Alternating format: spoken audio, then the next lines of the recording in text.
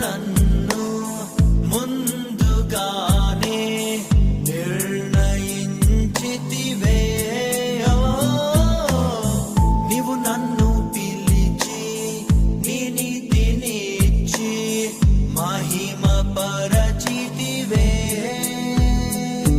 నేనేమయ్యుంటినో అందుకు కాదయ్యా,